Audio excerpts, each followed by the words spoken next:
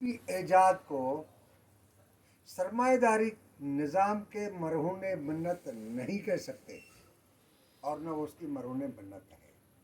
ایجادات انسان کی اجتماعی ضرورتوں اور تخلیقی صلاحیتوں کے نتیجے میں ایجاد ہوئی ہے۔ جی وہ ایجادات بیچی جاتی ہے، بک جاتی ہے، جس کے نتیجے میں انسان اس سے مستفید نہیں ہو پا رہا۔ مثال کے طور پر یہ ایٹم ایجاد کیوں ہوا؟ ایٹم کو دریافت کیوں؟ ایجاد تو نہیں ہوا، دریافت کیوں ہوا؟ تاکہ انسان کے لیے آسانیاں پیدا ہوں، انرجی پیدا کرنے کے لیے، ادویات کو مؤثر بنانے کے لیے اور دیگر کئی چیزوں کے لیے۔ لیکن وہ جب آگے بکنے لگا تو اس کے نتیجے میں ایٹم بم بن گیا، جس نے انسانیت کو تباہی پیدا کر دی۔ جیسے کامریڈ احسان نے بتایا کہ جو پلانٹ کا، پودے کا، درخت کا دشمن کیڑا ہے، اس پر حملے آور لاکھوں جو اس پلانٹ اور درخت کے دوست ہیں اس پر حملہ کر دیتے ہیں۔ تو ان کو بھی پتا تھا کہ انسانی جسم کے اندر مختلف بیکٹیریاز ایسی موجود ہے کہ جو اینٹی باڈی چیزیں آتی ہیں وہ اس کو مار دیتے ہیں۔ تو انہوں نے ایسے وائرس ایجاد کیے جو وہ باڈی فری بیکٹیریاز ہیں ان کو کل کریں تاکہ وہ بیمار کر سکیں۔ اب وہ بیکٹیریا کیوں ایجاد کیا گیا؟ وہ بیکٹیریا یا وائرس اس لیے ایجاد کیا گیا کہ نقصان دہ چیزوں کو نقصان پہنچائے، لیکن وہ ٹیکنالوجی، وہ ایجاد بک گئی اور انہوں نے دوسرے مقصد کے لیے استعمال کرنا شروع کیا۔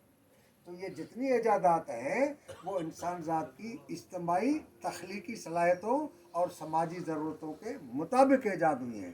مثال کے طور پر فیس بک ایجاد کرنے والا وہ کوئی سرمایہ دار تھا؟ نہیں تھا۔ واٹس ایپ ایجاد کرنے والا جس نے یہ ٹیکنالوجی بنائی وہ کوئی سرمایہ دار تھا؟ نہیں تھا۔ کسی کو بھی آپ دیکھیں، ٹویٹر والا، ہاں بعد میں وہ بکتے گئے اور انہوں نے کمایا، وہ خود بھی سرمایہ دار ہوتے گئے۔ اس طرح تو ہوا، لیکن وہ ایجاد کسی سرمایہ دار کمپنی نے اس کو ایجاد کیا وہ نہیں ہے۔ تو اس وجہ سے کوئی بھی ایجاد سرمایہ داری نظام کی مرہون منت نہیں ہے۔ مثال کے طور پر بہت سارے لوگ کہتے ہیں کہ صنعت کاری سرمایہ داری کے مرہون منت ہے، کہ سرمایہ داری آئے گی تو صنعت بڑھے گی، صنعت بڑھے گی تو سماجی انقلاب آئیں گے، صنعت بڑھے گی تو ثقافتی انقلاب آئیں گے اور انسانوں کے درمیان ایک ربط پیدا ہوگا، اس وجہ سے قوم بننے میں وہ مددگار ہوگا۔ اب یہ صنعت سرمایہ داری کی وجہ سے لگے گی؟ نہیں۔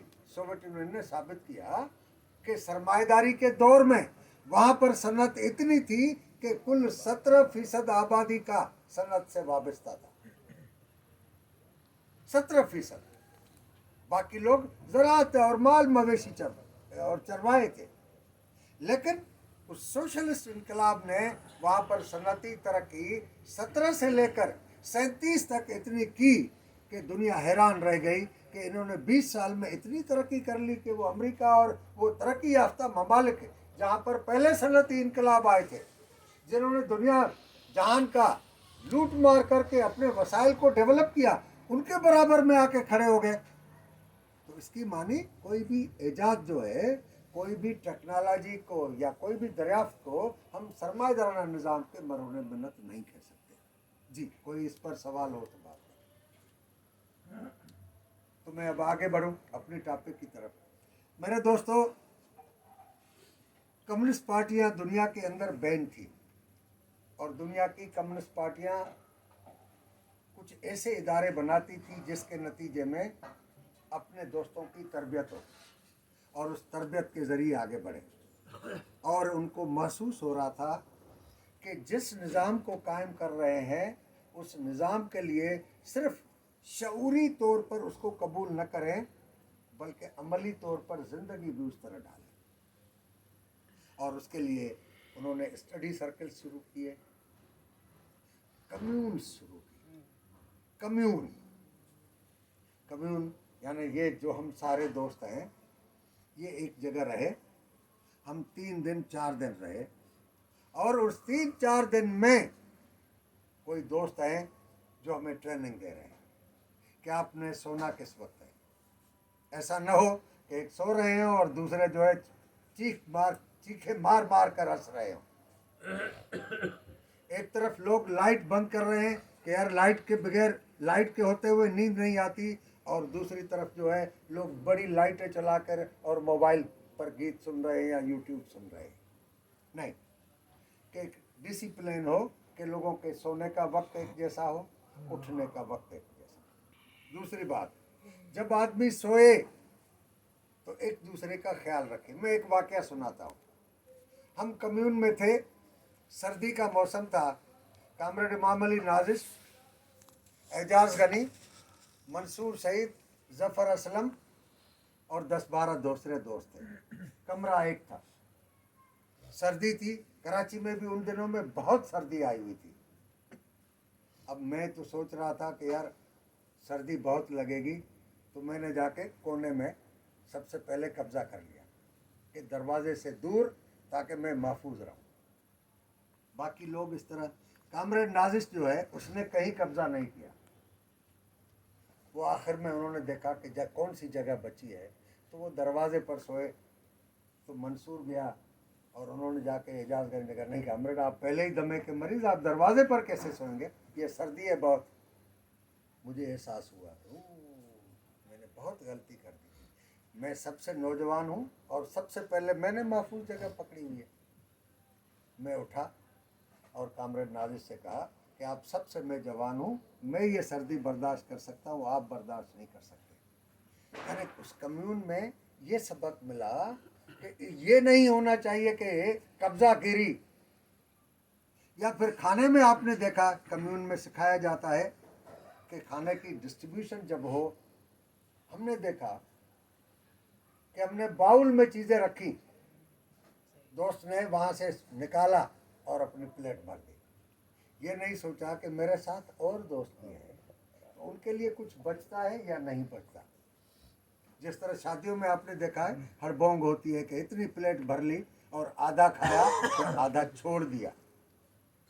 नहीं, हमने कम्यून में ये सीखा कि हमें प्लेट में नहीं दिया जाता था, डूंगे में दिया जाता था।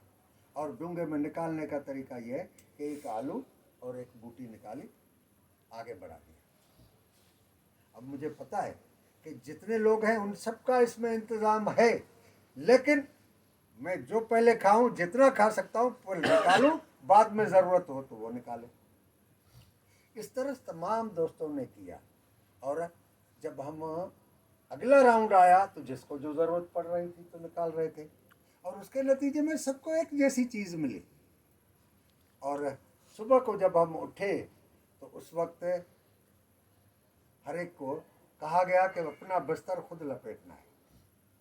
हमने देखा है कि दोस्त घरों में उनकी ऐसी आदत हो गई है कि नवाब और बादशाह है, उनकी बीवी, उनकी नौकरानी, उनकी बहन, उनकी बेटी, वो आती है उनके बिस्तर की चादर सीधी करती है। हम चादर भी सीधी नहीं कर पाते। तो हमें सिखाया गया कि उठना है, बिस्तर वहाँ से नीचे सो रहे थे तो ये सब उठाना है, ठीक तरह उसको लपेटना है, किनारे लगाना है, ताकि जब बाकी मीटिंग और डिस्कशन शुरू हो तो हम उस पर टेक लगा सकें। 3 दिन का वो हमारा कम्यून था और तीनों दिन ये सिलसिला रहा। नाश्ता किया, हर एक जाएगा वहाँ पर फोम रखी है, साबुन रखा है, अपनी प्लेट खुद उसको घुमाएगा, खुद साफ करेगा। प्लेट देने के लिए अभी हमने देखा कि लोग सर्व कर रहे थे और सर्व करने वाले खुद फिर बाद में खा रहे थे। नहीं, हमने वहाँ देखा, हम कोई उस वक्त 12 आदमी थे या 13, लेकिन सबने चीज़ें इकट्ठी की और खाने लगे। अगर कोई चीज़ कम पड़ गई तो ऐसा नहीं कि कामरेड नाजिश के फ्लैट में थे इस वजह से हम नाजिश की जिम्मेवारी है जाके वो सालन निकाल के लाए या रोटी लाए, नहीं, कोई भी बीच में उठा और सालन ला के कमोड उसमें बाउल में रख दिया। इस तरह हमारी जो जूते आते हैं अभी जैसे हमारे यहाँ पड़े हुए हैं, तो फ्लैट में तो जगह थोड़ी होती है, ग्राउंड फ्लोर पर थी, तो चोरी का भी खतरा होता है कि दरवाज़ा बंद करेंगे ये कहाँ जाएंगे। तो हमने वहाँ पर हर एक ने जो जूता उतारता था उसको यूं फोल्ड किया और कॉर्नर में रख दिया। ऐसा नहीं कि एक दूसरे के जूतों के ऊपर जूते रखते जा रहे हैं, एक दूसरे के जूतों के ऊपर अपने मट्टी वाले जूते वो घुमाते फिर रहे, ये नहीं किया। सुबह उठते ही हम वहाँ पर 12-13 आदमी थे, तो तकसीम किया कि 3 मरतबा दिन में झाड़ू देना होगा। तो सुबह को एक बंदा देता था, दोपहर को दूसरा, रात को शाम को दूसरा। और बर्तन भी इसी तरह साफ करते थे, देगचे भी इस तरह साफ करते थे। और उस कम्यून का खर्चा वो एक का खर्चा नहीं, वो पार्टी का खर्चा नहीं था। कम्यून के तमाम दोस्तों ने उसका बिल पे किया। पहले उन्होंने मनी दी थी, कुछ पैसे दिए थे, आखिरी दिन हिसाब लगाया कि कितना खर्चा हुआ है, और वो फिर दोबारा उन लोगों ने उसका पे किया। तो ये एक जगह पर रहने का सलीका है। हम समाज में घूमते हैं, समाज में हमारा रवैया, घर में हमारा रवैया, एक ज़बरदस्त बात हमें कम्यून में ये सिखाया गया कि हम कहते हैं कि हम कम्युनिस्ट हैं, औरत और मर्द के हुकूक बराबर मानते हैं। हम समझते हैं कि सिर्फ बॉडी में एक फितरी चेंज है कि वो बच्चे को जन्म देने वाली है, हम बीज डालने वाले सही। लेकिन बाकी सारी चीजें बराबर है, कोई फर्क नहीं है। लेकिन इनकलाब के बाद तो प्रैक्टिकली हर फील्ड में उनको ले जाएंगे, लेकिन जब तक इनकलाब तक पहुंचे तब तक हम अपनी जिंदगी उस तरह ढालते नहीं है। उसका नतीजा क्या है कि बहुत सारे ममालिक में, इवन चीन में सकाफती इनकलाब क्यों आया, उसमें एक आम फैक्टर ये था कि हम जो ज़बानी बातें करते थे हमने अमली तौर पर वो नहीं किया। मिसाल के तौर पर मैं और मेरी घर बीवी हम इकट्ठे रहते हैं, तो झाड़ू लगाना बीवी का काम है, बर्तन धोना बीवी का काम है, खाना पकाना बीवी का काम है, बिस्तर सीधा करना बीवी का काम है, कपड़ा धोना बीवी का काम है, उसको इस्त्री करना बीवी का काम है। तो भाई बराबरी कहाँ हुई?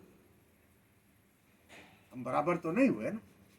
इसकी मानी मैं सुपीरियर हूँ, क्यों कि मेरी बीवी को जॉब नहीं है और मैं बाहर से कमा के आता हूँ। अब अगर बीवी कहे कि मेरे कोई जॉब नहीं है, मेरी कोई इनकम नहीं है, अगर मेरी इनकम हो तो जितना ये घर का मैं काम करती हूँ उसमें आपको आधा देना भी पड़ेगा, आधा मुझे भी देना पड़ेगा, और फिर तुम भी जिस तरह आज़ाद हो मैं भी उस तरह आज़ाद। इसका मतलब ये नहीं है कि मुझे जॉब नहीं है तो मैं इस घर की नौकरानी हूँ कि सारे काम मैं करूँ और तुम कोई काम न कर। और ये प्रैक्टिकली चीनी इनकलाब के बाद वहाँ ये सूरत-हाल हुई कि मर्दों ने कहा कि झाड़ू हम क्यों लगाएंगे। अभी आप अपना जायज़ा लीजिए कि अगर कल को कहा जाए कि भाई बीवी ने बहुत झाड़ू लगाया है, आज से एक दिन वो झाड़ू लगाएगी, एक दिन मैं झाड़ू लगाऊंगा, आप में से कौन ज़हनी तौर पर इसके लिए तैयार होगा?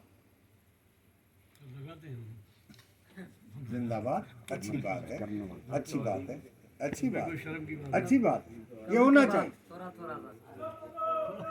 कभी कभार थोड़ा अरे घर से ना लंगर पक कर जाता है, वो जूठे जो बर्तन आते हैं ना, वो मेरी नूत होती है, वो गई हुई थी। मैंने घर वालों को 3 दफ़ा कहा कि मैं बर्तन धो दूँ क्योंकि अब ये खाने के लिए जाएंगे। नहीं तू रहने दे। बात ये है कि हमें बीवियों के साथ पार्टिसिपेट करना चाहिए घर। ठीक बात।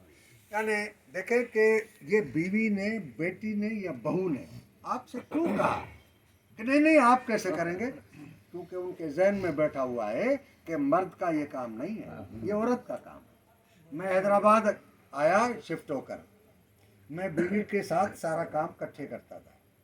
मेरी वालदा आई, सारा तमाशा देखा। 3 दिन के बाद उसने कहा कि इमदाद मैं मज़ीद तुम्हारे घर में नहीं रह सकती। मैंने कहा क्यों अम्मी? कि मैंने इसलिए तुम्हें पैदा नहीं किया कि तुम घर का झाड़ू भी लगाओ, तुम कपड़े भी धो और बर्तन भी धो। मैं बर्दाश्त नहीं कर सकती, मुझे वापस छोड़ के आओ। क्यों कि उनके यहाँ तस्वीर ही नहीं है ये। और वो क्यों नहीं है?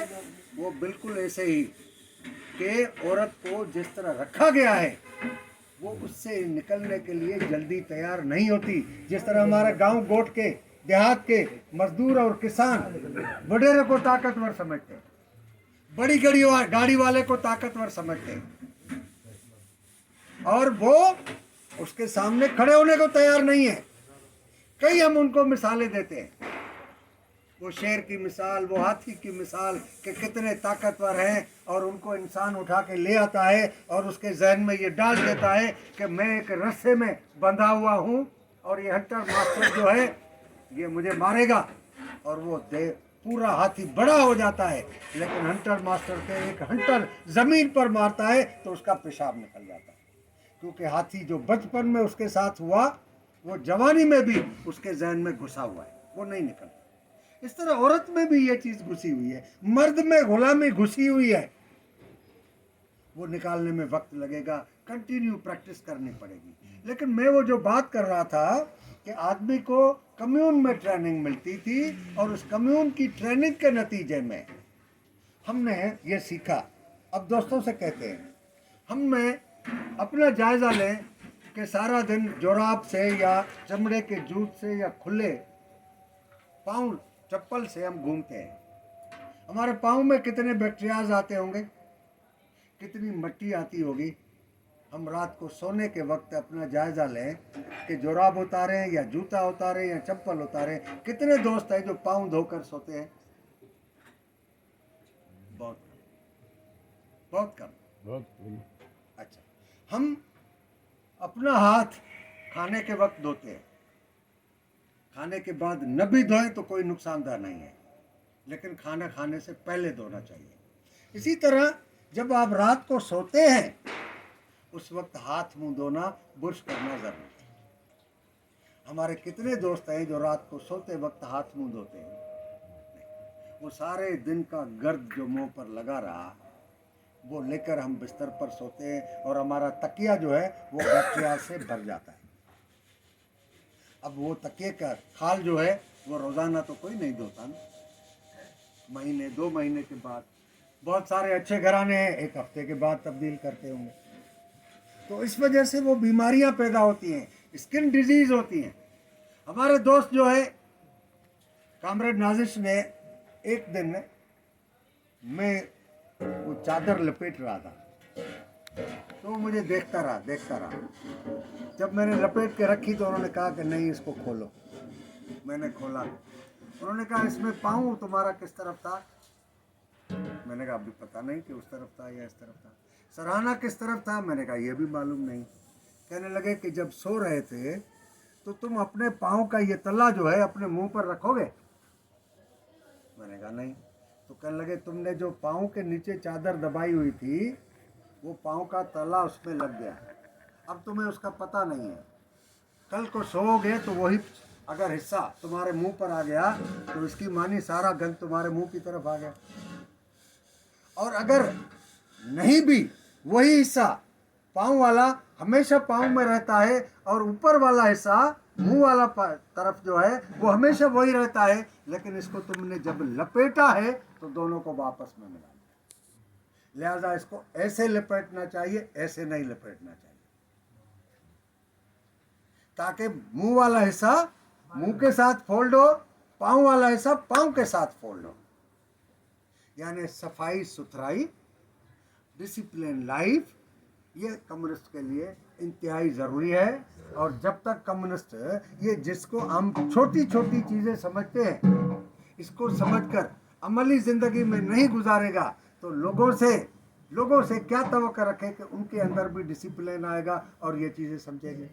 उसके बाद सवाल होता है कि ये नज़रिया हम उमूमी तौर पर कहते हैं, लोग भी सुनते हैं, यार ये जदलियाती मादियत से शुरू होता है, और जदलियाती मादियत पर जब बात करो तो उमूमी तौर पर कहा जाता है यार ये तो मुश्किल टॉपिक है।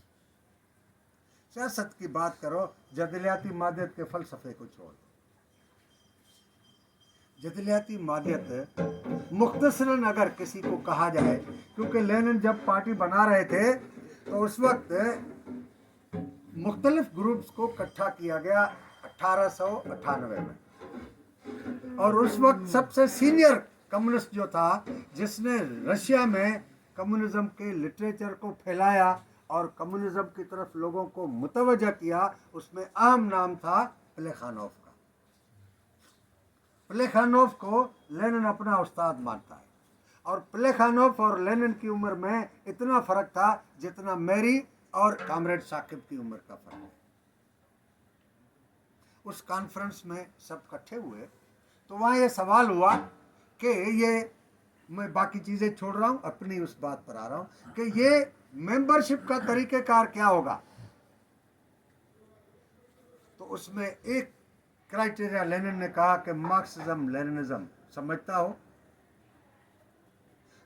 हो, उसे मानता हो और उसके लिए अमली तौर पर जदोजहद करने को तैयार हो और पार्टी को फंड दे, वो मेंबर बन सकता है।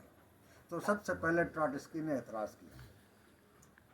उन्होंने कहा कि वो मजदूर फंड कहाँ से देगा, जो बेचारा अपना पेट नहीं पाल सकता, बच्चों का पेट नहीं पाल सकता, तो वो पार्टी को फंड कहाँ से देगा।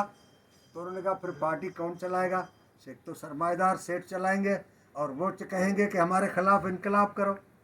दूसरी बात यह है कि इस इनकलाब के लिए निज़ाम की तब्दीली की लड़ाई है, और इस निज़ाम की तब्दीली की लड़ाई में जान की बाजी लगाई जाती है, और जान एक मर्तबा मिली है, वो देने को तैयार है। जो हाथ की मेल रोज़ाना आती है वो कहता है वो मैं नहीं दे सकता। तो जो जान की बाजी लगाने का वो वायदा करता है, दावा करता है, उसको सच माना जाए? प्लेखानोव ने दूसरा एतराज़ किया। प्लेखानोव ने कहा कि एक मजदूर बंदा, आम आदमी, वो कैसे समझेगा जज्बाती और तारीखी मादियत आपकी। तो लेनिन ने कहा कि आपने उस्ताद हमें पढ़ाया, हम समझ गए। कह लगे तुम पढ़े लिखे थे। कह लगे आम आदमी को सिर्फ दो चीज़ें समझानी है। पहली कि जिस तरह गर्मी और सर्दी में तजाद है, जिस तरह दिन और रात में तजाद है, इसी तरह इस समाज में एक तजाद है कि एक अमीर है, एक गरीब है, और इस तजाद के बुनियाद पर हमें समाज में मिलकर चल रहे हैं। इस तजाद को हल करना है, और ये इस अमीरी गरीबी का और दौलत और किसी के पास कुछ भी नहीं है, इसको मिटाना है ताकि तुम्हारी ज़िंदगी बेहतर हो जाए। अगर ये समझ गया तो वो मार्क्सिज्म समझ गया, बाकी चीज़ों की ज़रूरत ही नहीं है। तो हम आम लोगों तक अपनी बात आम फहम अंदाज से पेश करें। हम जब लोगों से गुफ्तगू करते हैं तो हम उमूमी तौर पर मुहावरे इस्तेमाल करते हैं। मेरे लिए तो बहुत बड़ी मुश्किल है, क्योंकि मैं किसानों के साथ रुजू करता हूँ, आम मजदूर के साथ रुजू करता हूँ, स्टूडेंट्स के साथ रुजू करता हूँ, दानिश्वरों के साथ रुजू करता हूँ, शहरी लोगों के साथ रुजू करता हूँ, इंटरनेशनल के साथ रुजू करता हूँ। और ये इंटरनेशनल के साथ हमारा हफ्ते में कम से कम 2-3 मरतबा बात होती है। आम देहाती लोगों से रोज़ाना हर घंटे बात होती है। पढ़े लिखे दानिश्वर लोगों से हफ्ते में 3-4 मरतबा मुलाकातें होती हैं। अब प्रॉब्लम ये होता है, मसला ये होता है कि जब हम दानिश्वरों के साथ बैठते हैं तो मुहावरे इस्तेमाल न करें, सादा ज़बान में बात करें, तो वो कहेंगे कि यार कामरेड जट हो गया। अगर देहाती आम आदमी के साथ हम टर्मिनोलॉजी में इस्तेमाल करें, मुहावरों में इस्तेमाल करें, तो उसकी ऊपर ऊपर से चीज़ चली जाएगी। और हमारे साथ मसला कि हम बाहर वालों से बात करें तो इंग्लिश में बात करें। पार्टी पूरे मुल्क में है, लिहाजा सिंधियों के अलावा जिससे भी बात करो उर्दू में बात करो, सिंधियों से बात करें तो सिंधी में बात करें। तो अब मसला ये हो गया कि हमारी गुफ्तगू में अल्फाज का चुनाव, अपना बयान करने में अल्फाज जो पेश करें उसमें गड़बड़ हो जाती है। तो हमें सिर्फ सोच बयान करने के लिए नहीं, बल्कि अल्फाज उर्दू वालों के सामने उर्दू के होने चाहिए, सिंधी वालों के सामने सिंधी होने चाहिए, और अंग्रेज़ी वालों के सामने अंग्रेज़ी होने चाहिए। अंग्रेज़ी का तो आपको पता है कि हमारे साथ मसला है कि हम सोचते सिंधी में है और उनसे गुफ्तगू जो है वो अंग्रेज़ी में करते हैं, और उनकी अंग्रेज़ी को हमारा दिमाग पहले तर्जमा करता है, फिर उसका जवाब तैयार करता है। लिहाजा ये मसाइल पैदा होते हैं। तो हम कम्युनिस्टों को इसमें महारत हासिल करनी चाहिए कि किस बंदे से किस लेवल से बात करनी। हमारा होता क्या है, अभी मैं गया नवाबशाह कामरेड अब्दुल मालिक के गांव में, मुझे ब्रीफ किया गया कि यहाँ पर अक्सर लोग जो है बिल्कुल वेवलेंथ में, यानी ज़हनी सतह और सोच सूझबूझ में बिल्कुल निचली सतह पर है। अब वहाँ पर कैसे बात की जाए, वहाँ पर बात करने का अंदाज कहाँ से शुरू किया जाए। इसी तरह जब थर में जाए तो बिल्कुल निचली सतह पर है।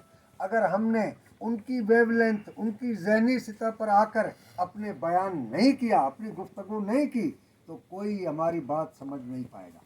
हम बड़े फसीह और बलीग तकरीरें करके चले जाएंगे लेकिन असर नहीं होगा। उसके लिए एक लतीफ़ा मशहूर है कि किसी गांव में अनाउंसमेंट हुई कि बराबर वाला गांव जो 8-10 किलोमीटर पर है, वहाँ पर एक मौलवी आ रहा है, बड़ा मशहूर मौलवी, वो वहाँ पर खुतबा देगा, वाइज करेगा। तो नमाज के वक्त, मगरिब के वक्त सबने सोचा कि भाई जाना चाहिए, बहुत अच्छा नाम है, ये है वो है। जब वो मगरिब के बाद इशा होती है ना, इशा की नमाज के वक्त इकट्ठे हुए तो अब सोचने लगे कौन जा रहा है, तो एक बंदा तैयार हुआ, बाकी किसी ने कोई बहाने बताए। वो बंदा चला गया और पूरी रात वहाँ ठहरा। सुबह को फिर अजान के वक्त वो अपनी मस्जिद में पहुँचा। जब मस्जिद में पहुँचा तो सारे लोग मिल गए, भाई कैसा रहा, कहने वो मौलवी साहब ने क्या ज़बरदस्त खिताब किया है। क्या बातें की यार, रूह परवर बातें की। तो लोगों ने पूछा कि क्या कहा,